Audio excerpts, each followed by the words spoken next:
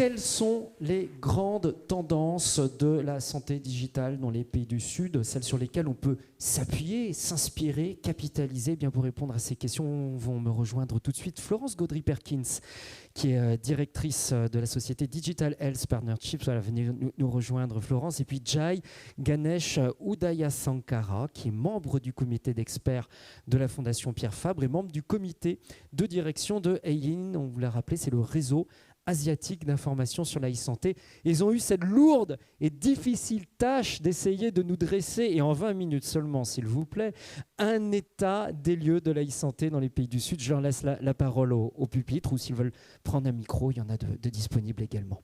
Voilà, c'est à vous.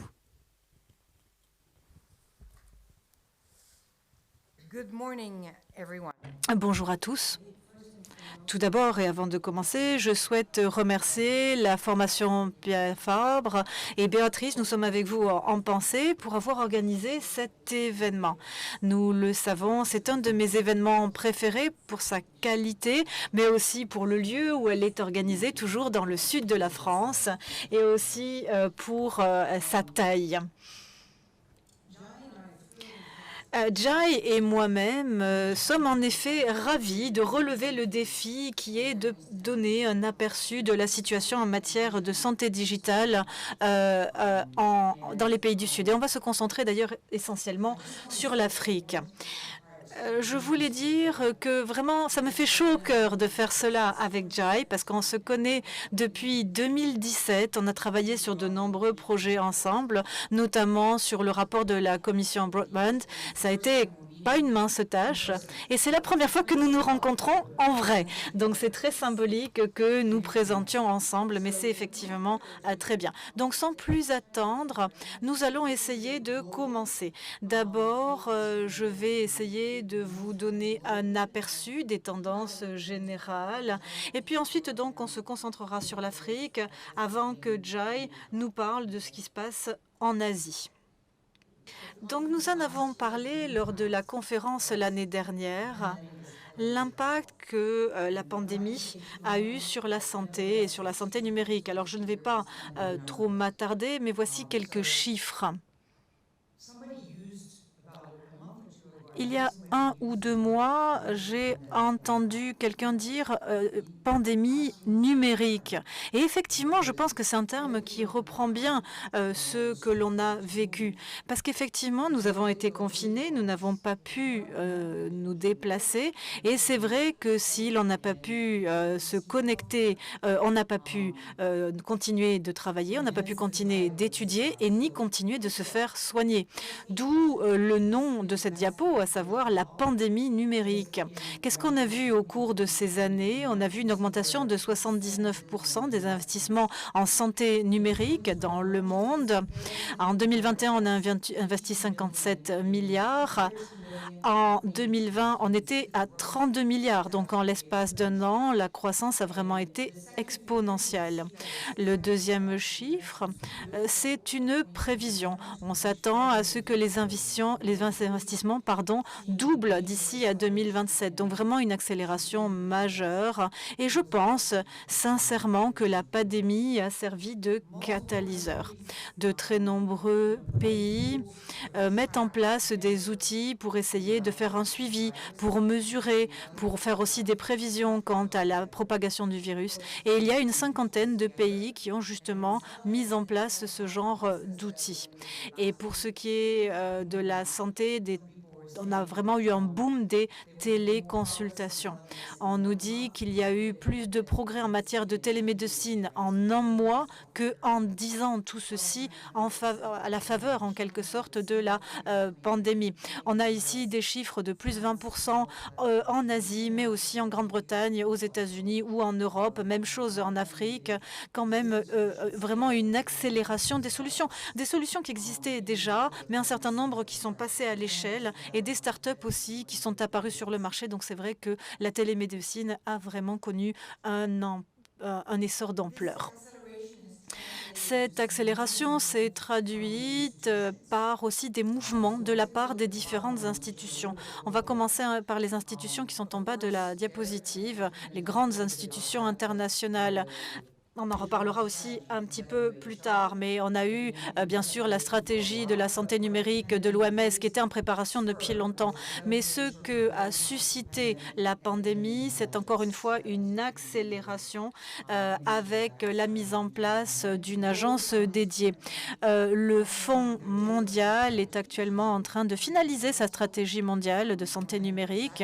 Ce n'est pas une mince affaire. Je n'ai pas encore les chiffres, mais je sais que les investissements sont majeurs et les investissements d'ailleurs vont s'accélérer et augmenter. Et puis le G7, le G20 sont devenus plus actifs, ont beaucoup parlé de santé numérique. Il y a aussi la publication de rapports ou de déclarations, tous fort intéressants. Et puis les Nations Unies ont aussi passé la vitesse supérieure avec un certain nombre d'initiatives financées, là encore, par les Nations Unies, notamment une stratégie globale pour la santé numérique sur les 5 prochaines années, 2020-2025. Donc il y a des financements institutionnels qui sont difficiles à mesurer, je dois dire. Et en effet, c'est difficile de cartographier d'où viennent les financements en santé, notamment au plan public, car un certain nombre de projets pour la santé ont une part numérique. Et donc, c'est difficile de faire la distinction entre le financement de la santé au sens large et la partie numérique. Mais de manière générale, tous ces budgets augmentent. Vous avez une liste ici qui n'est pas exhaustive des financements actuels, des financements qui reviennent régulièrement quand on parle de santé digitale. Alors, c'est vrai qu'aux États-Unis, il y a une stratégie officielle de l'e-santé, mais aussi le GIZ, l'Union européenne ont augmenté leur financement sur les 3 dernières années, ce qui est une excellente nouvelle, sans oublier, bien entendu, la Banque mondiale.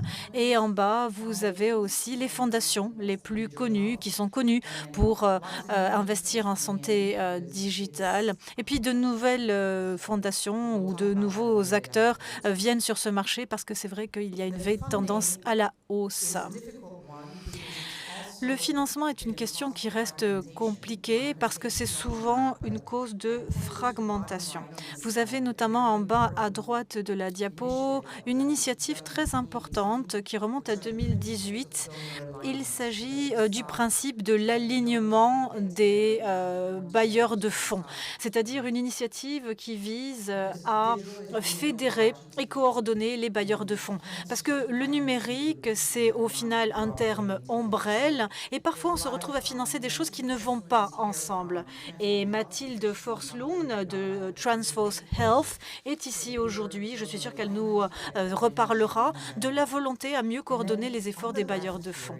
Et puis à gauche, vous avez une autre initiative qui est inconnue malheureusement du grand public, à savoir l'Alliance pour l'électrification et pour le développement des télécommunications en santé. Ça a été lancé il y a 2 mois, en avril 2022. Il s'agit d'un fonds très largement doté, un mécanisme de cofinancement entre les États-Unis par USAID. Il s'agit d'électrifier 10 000 établissements de santé en Afrique subsaharienne dans les 10 prochaines années. Alors c'est vrai que c'est un projet qui met en œuvre des TIC et je pense qu'en matière de connectivité, il faut toujours en parler quand on parle de santé numérique. Alors je ne pense pas que quiconque puisse lire très bien ce qui se trouve sur cette diapositive et au final ce n'est pas très grave parce que sur cette illustration, nous avons essayé de dresser une liste loin s'en faut non exhaustive de tous les acteurs de la e-santé qui explique justement la difficulté qu'il y a à avoir un point de vue général et qui confirme cette fragmentation. On a les universitaires, les ONG, nous avons les entreprises privées de santé, de technologie. Et dans la technologie, il y a plusieurs acteurs. Il y a les opérateurs mobiles, puis il y a aussi les entreprises pharmaceutiques, les entreprises de diagnostic et évidemment toutes les institutions. Nous en avons cité quelques-unes. Et ça m'amène d'ailleurs à ma diapositive suivante, qui, je pense, est l'une des plus importantes, un message clé ici, quand on est dans l'exercice d'un aperçu. On le sait, il y a eu une augmentation des financements, mais il y a aussi de nouveaux acteurs, de nouveaux entrants. Et pour cette raison, on a besoin de vraiment beaucoup plus de coordination et beaucoup plus de mécanismes de gouvernance. On a vu qu'il y a de la fragmentation. On doit essayer de lutter contre cela, éviter aussi les doublons. Et donc, à ma grande joie, cette coordination, elle commence à s'organiser. On voit des organismes, des entités qui se font jour, qui aident à avoir une meilleure fertilisation croisée, qui aident les gens à communiquer, qui aident à avoir une cartographie des acteurs. Et vous voyez ici à gauche des choses que j'ai déjà mentionnées. Mathilde, encore une fois, est avec nous. Vous voulez peut-être dire bonjour pour qu'on vous repère. C'est la responsable exécutive de Transform Health, une entité qui a été lancée il y a 2 ans, une organisation qui est financée par la fondation Botmar. Et ils font 3 choses. Ils font de plaidoyer pour plus de leadership politique. Donc, ce sont leurs 3 piliers stratégiques. Un cadre de gouvernance mondiale, j'y reviendrai, et aussi un plaidoyer en faveur de plus d'investissements. Et je pense, Mathilde, que vous nous en entretiendrez un petit peu plus tard. Je sais que vous en avez parlé à Berlin.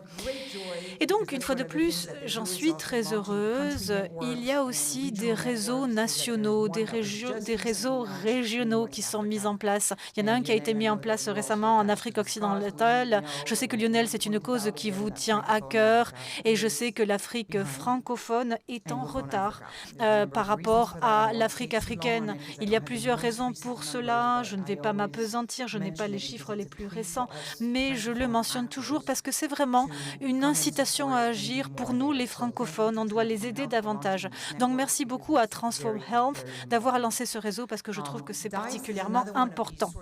Le DICE est un autre mécanisme de coordination qui a été lancé pendant la pandémie.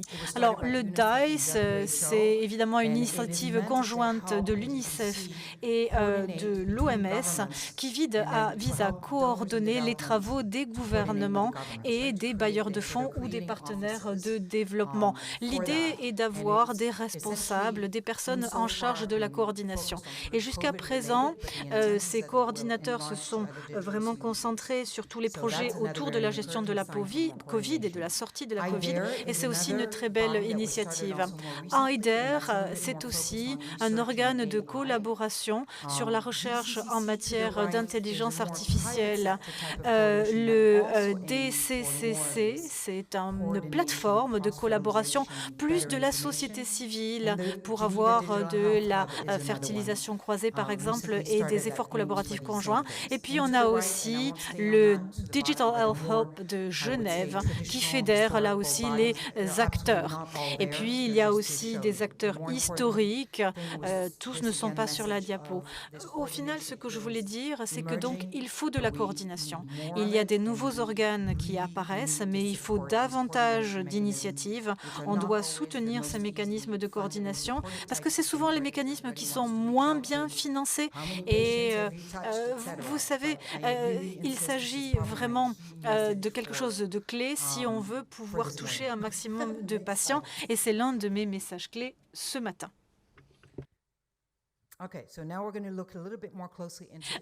Ensuite, repassons à l'Afrique.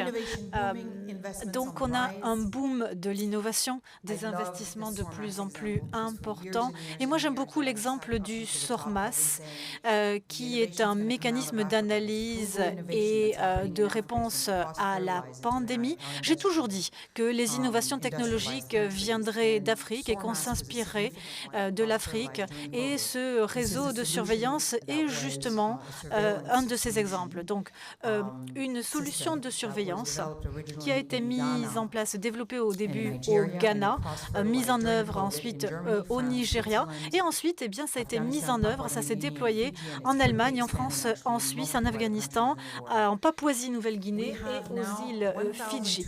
Nous avons aujourd'hui 1276 start-up en matière de technologie de la santé en Afrique. C'est fantastique. c'est vraiment un véritable boom et les investissements suivent. On investit beaucoup dans les startups de santé en Afrique.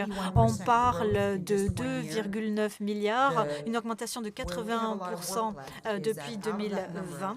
Et sur ce chiffre, 2,9 milliards qui sont investis dans ces startups, 10% sont dans des startups de santé. Donc il faut encore mettre l'accent sur ces startups de santé. Vous avez sur cette diapositive aussi une initiative très intéressante, un incubateur lancé à Kigali par Norsken, avec plus de 600 incubateurs en Afrique. Je n'en connais pas beaucoup qui se concentrent sur la santé. Celui de Kigali se concentre sur la santé. Et là encore, c'est extrêmement encourageant. Très rapidement, un coup d'œil sur le niveau de connectivité.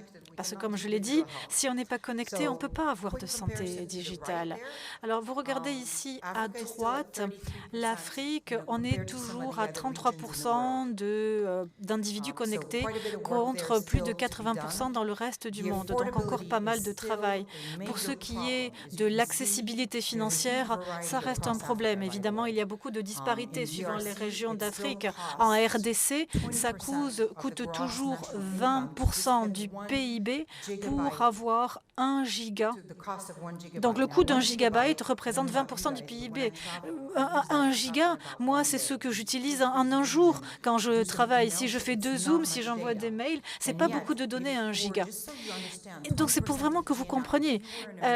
Si vous êtes américain, ça signifie pour vous, donc si on est à périmètre comparable, ça veut dire que pour un Américain, 1 giga de connectivité, ça coûterait 13 000 $ par mois, juste pour que vous compreniez la disparité. Alors en Afrique, le coût n'est pas le maître. Par exemple, en Égypte, on est à 0,5, donc bien plus abordable, mais donc des disparités. Donc, pour ce qui est de la couverture, on n'a que 26% des sites ruraux qui sont connectés. Et en Afrique, donc tout le monde n'a pas accès à Internet. Donc, il y a eu de grands progrès, mais encore beaucoup de choses à faire en matière de connectivité pour qu'on puisse justement continuer de développer le digital sur ce continent. Très rapidement, un coup d'œil sur le degré de maturité en matière de gouvernance. Et c'est vrai que Pierre, hier, faisait une analogie avec un arbre. C'est vrai qu'il est très important d'avoir une implication du gouvernement, qu'il y ait des réglementations, qu'il y ait des normes d'interopérabilité. Il faut vraiment une volonté politique. 34 pays africains ont une stratégie numérique, ce qui ne veut pas dire grand-chose si elle n'est pas mise en œuvre, parce que uniquement 12 de ces 34 pays ont mis en œuvre cette stratégie. Mon sentiment, c'est qu'il y aura de plus en plus de stratégies, parce que donc il y a des accélérations sur différents plans, et j'ai quand même beaucoup d'espoir, parce que c'est fondamental d'avoir une stratégie d'État. D'un point de vue gouvernance des données, qui est aussi un point crucial. On parle ici de stockage, de sécurité des données, d'échange des données, de respect de la confidentialité des données. Et la Covid, évidemment, a accéléré la nécessité de cette protection. Parce que pendant la Covid, on a échangé des quantités de données. Alors la bonne nouvelle, c'est qu'on a un grand nombre de pays qui ont publié de nouvelles législations depuis la Covid, mais la réalité, c'est qu'uniquement la moitié des pays africains ont adopté une législation en matière de confidentialité des données. Donc là encore, beaucoup d'efforts à faire. Quand on parle de gouvernance, et avant que je termine, en tout cas que je donne la parole, je termine et je donne la parole à Jai en matière de données.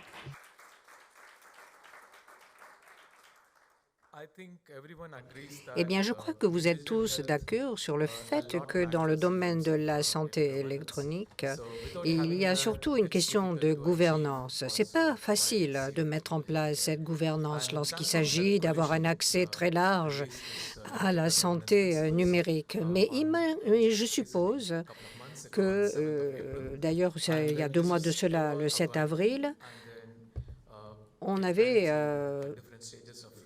il y a eu un certain nombre de contributions, un certain nombre d'informations qui nous ont été données par différentes agences, différents acteurs. Et il y a un certain nombre de piliers qui ont été mis en avant pour la protection des individus, mais également pour pouvoir donner un meilleur accès à la santé. Mais je crois qu'il y a eu d'autres principes qui ont été mis en place. Il y a eu un sommet, d'ailleurs, sur la gouvernance de la santé numérique l'année dernière. Donc, il n'y a pas de conflit entre ces différents principes. Et beaucoup de pays se sont mis d'accord. Par exemple, à Genève, il y a eu une assemblée de l'Organisation mondiale de la santé qui a permis à beaucoup de pays d'accepter ces principes. Et ces principes ont d'ailleurs été aussi adoptés en Europe de façon consensuelle. Et je pense que ce qui est l'aspect le plus important, et je voudrais insister là-dessus, c'est les droits humains et l'accès à cette santé numérique. Donc, si vous voulez plus d'informations en ce qui concerne ces principes de gouvernance, vous pouvez évidemment nous contacter et nous vous donnerons toutes les références. Et maintenant, je voudrais vous parler un peu de la situation telle qu'elle se présente en Asie. Alors, quelles sont aujourd'hui les grandes tendances? Eh bien, certaines tendances en Asie, c'est ce que je vais donc essayer de vous expliquer. Ensuite, quels sont les résultats au niveau de la mise en place de la santé numérique? Alors, en Asie, vous voyez, il y a aujourd'hui un développement des écosystèmes. Je vais juste vous donner quelques exemples. Par exemple, l'Indonésie, l'Inde, la Chine sont impliqués. Vous voyez que ces écosystèmes sont en train de réunir une énorme population, plus d'1 milliard de personnes. Et qu'est-ce que l'on voit? C'est que beaucoup d'individus préfèrent avoir un seul point de contact pour accéder à la santé numérique. Et surtout après le COVID, beaucoup de personnes sont contentes de pouvoir disposer de ces points d'entrée, si j'ose dire, dans la santé numérique. Ceci s'est accéléré donc avec le COVID, mais nous avons également moins de docteurs par habitant lorsque l'on compare ces chiffres à ceux de l'OCDE, et il y a un vieillissement de la population et nous pensons qu'en 2025, il va y avoir 10% de la population qui va demander plus de services de santé, qui va avoir besoin de plus de services de santé. Donc, nous allons avoir 456 millions de personnes âgées de 65 ans ou plus en Asie en 2025. Donc, vous voyez combien il est important de faciliter cet accès à la santé numérique. Alors, en termes d'investissement, de dépenses, il faut tenir compte évidemment des différences culturelles et également des normes et des lois qui sont différentes en Asie. Mais nous avons des utilisateurs d'Internet qui forment une communauté qui ne cesse d'augmenter. Par exemple, les gouvernements en Asie ne dépensent que 4,5% de leur produit national brut pour les soins de santé. Les gouvernements sont ceux qui payent le plus, à peu près 64% pour toutes ces dépenses. Et vous voyez que nous constatons sur cette diapositive, et je crois qu'on l'a déjà dit, qu'il y a une fragmentation, et donc il y avait une coordination avant, mais nous avons besoin d'avoir des mécanismes communs avant d'avoir cette coordination, parce que je suis sûre que la plupart des pays ont des règlements, des lois, mais ce n'est pas forcément applicable dans nos pays en Asie, bien que cela concerne la santé en général. Donc, il peut y avoir des conflits au niveau de la mise en place de certaines lois, de certaines normes. Et ça met des années avant que l'on puisse mettre en place des lois. Par exemple, la protection des données personnelles. En 2019, ça n'est même pas encore mis en place complètement. Et je suis sûre que dans d'autres pays, vous avez également ce même genre de difficultés lorsqu'il s'agit de mettre en place les lois, même lorsqu'elles sont votées. Donc, vous voyez que ce concept, donc, c'est-à-dire Regulatory Sandboxes, c'est-à-dire nous avons fait des kits ou je dirais un ensemble de technologies, de principes qui permettent de mieux mettre en place un certain nombre de normes, et ceci afin de créer ce que j'appellerais un espace sécurisé pour promouvoir, tester un certain nombre d'innovations dans différents pays. Donc, ces 4 exemples sont ceux qui me semblent les plus éclairants. Il y en a d'autres, mais ce sont des exemples de Singapour. Ils ont commencé en 2018, en ensuite également en Inde en 2020 et en Indonésie, nous avons aussi des innovations intéressantes concernant la malaria, etc. Et puis nous avons la Malaisie qui est également concernée, donc beaucoup de pays qui, comme Singapour par exemple, ont mis en place ces lois, normes et qui ont créé cet espace sécurisé. Mais je crois qu'il y a beaucoup d'innovations qui surgissent grâce justement à cet espace sécurisé et à ces normes. En ce qui concerne la maturité maintenant, il y a eu beaucoup d'efforts pour justement combler les brèches au niveau technologique. Il y a eu des études qui continuent d'ailleurs à réunir un certain nombre de données qui viennent de 13 pays de la région. Alors, ça concerne la gouvernance, l'architecture, la gestion des programmes, et également les normes et l'interopérabilité. Et je pense que la plupart des difficultés que nous avons dans le domaine de la santé numérique sont en lien avec ces 4 secteurs que je viens de mentionner, ou ces 4 aspects.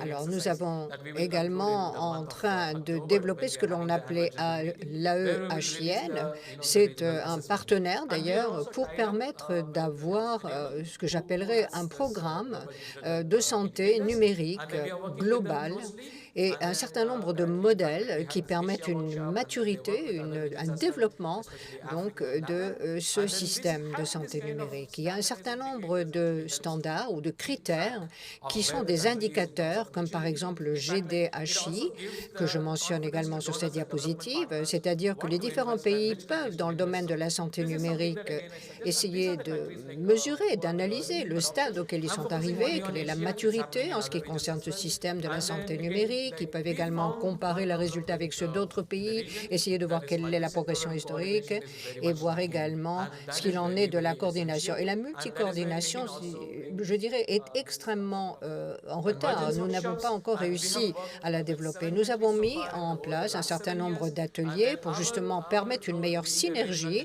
Et vous voyez que cette coordination multisectorielle et ces mécanismes, donc, au niveau national, ont été développés. Il faut arriver à trouver des partenaires pour mettre en place cette politique. Je dirais également que nous avons les ministères de la Santé, les agences intergouvernementales qui doivent justement se réunir.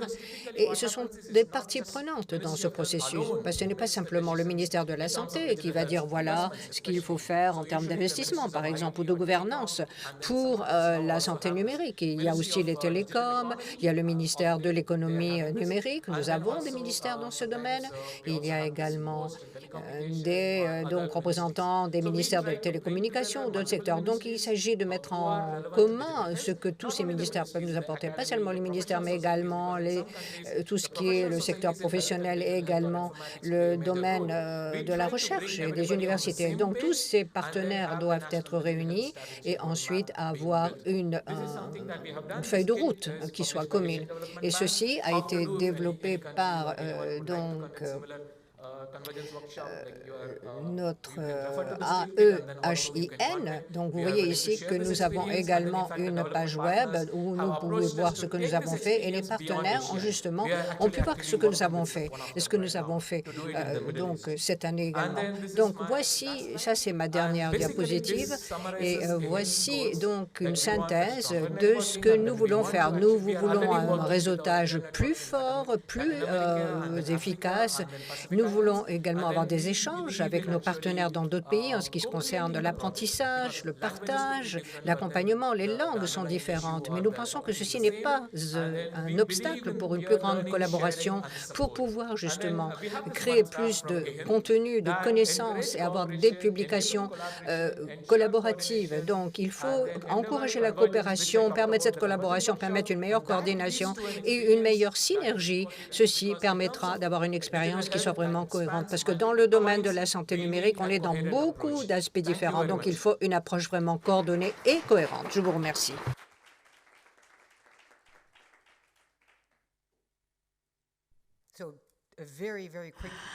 Une conclusion très brève, parce que Lionel commence à nous faire les gros yeux. Donc, les messages qu'on va essayer de garder pour la fin. Vous avez mentionné des tendances, ce qu'il se passe en Asie, un grand nombre de défis à relever. Voici les principaux, à mon sens. D'abord, il faut plus de coordination et de gouvernance, on en a parlé. On a aussi besoin de plus de leadership de la part des gouvernements. On a parlé de l'exemple en Afrique, mais je pense que c'est le cas aussi en Asie, n'est-ce pas? Et de fait, je me rends compte que j'ai sauté quelque chose dont je voulais vous parler. Revenons en Afrique. Il y a donc des stratégies de numérique. Le CDC, Smart Africa, va aussi mettre en place des stratégies. Tout ceci, finalement, reboucle avec la nécessité d'un leadership. Il faut renforcer les capacités. Je ne vais pas y revenir trop. Je sais que la Fondation Pierre Fabre finance un diplôme pour renforcer les capacités, mais c'est vrai qu'il faut toucher encore plus d'étudiants. Il faut évidemment renforcer, mettre les bouchées doubles sur la connectivité. Il faut que les ministères des TIC soient aussi plus impliqués. Et puis, il faut aussi qu'il y ait plus d'égalité et d'inclusion. Jay en a parlé. Je pense que c'est vraiment le thème clé. Vous savez, pour moi, le numérique, c'est une manière de promouvoir l'égalité. Et vous voyez ici des rapports qui ont fait date en matière d'égalité. Tout le monde parle de ces deux mots, l'inclusion et l'égalité. Je vous laisse donc avec ces deux mots sur lesquels réfléchir. Vous voulez peut-être dire deux mots, Jay, sur ici une citation du directeur général de l'OMS. Et en effet, la télémédecine a vraiment décollé. Et ici, vous avez les normes d'accessibilité et d'interopérabilité. C'est quelque chose qui a été lancé depuis 2016. Mais évidemment, il y a d'autres initiatives de la part de l'OMS, notamment en Inde, où on sait qu'en Inde, il y a des services de santé numérique qui sont parmi les plus avancés des pays du Sud, et nous collaborons avec eux dans l'espoir de faire une différence. On peut les féliciter parce que c'est un travail. Oui, Jay. Pardon, j'ai oublié de mentionner qu'on a parlé des ateliers de convergence.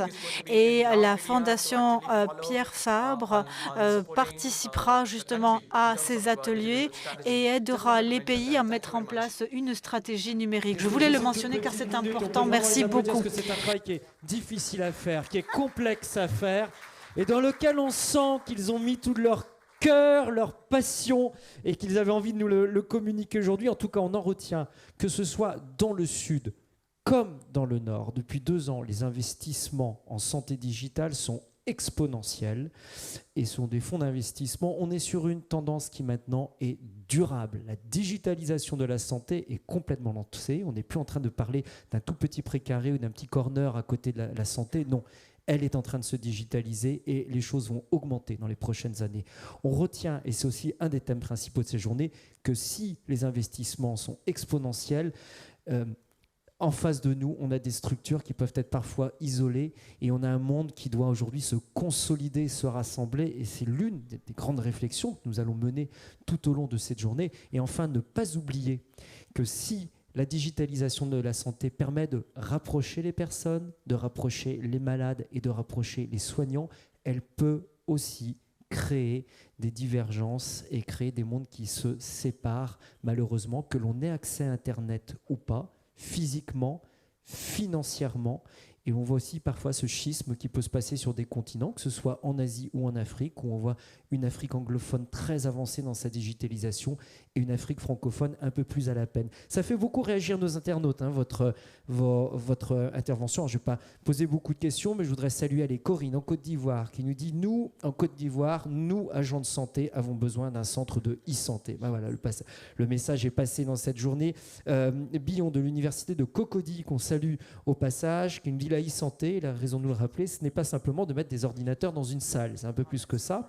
Et puis, il y a cette autre question que je voulais vous poser très rapidement, si vous voulez, à l'un à l'autre de cet internaute qui ne nous a pas dit son nom, mais qu'on salue quand même au passage, et qui me dit, y a-t-il beaucoup de partage d'expérience entre les innovateurs et les chercheurs en santé digitale, entre l'Asie et l'Afrique? Parce que vous avez bien présenté la situation sur chacun des continents, dans une vision très macro, mais est-ce que ça communique beaucoup ou est-ce qu'on est sur deux systèmes de recherche encore séparés?